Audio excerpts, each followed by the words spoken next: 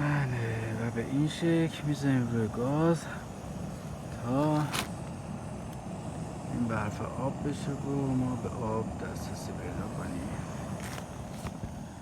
اینجا هم جایی هستش که من کمپ کردم.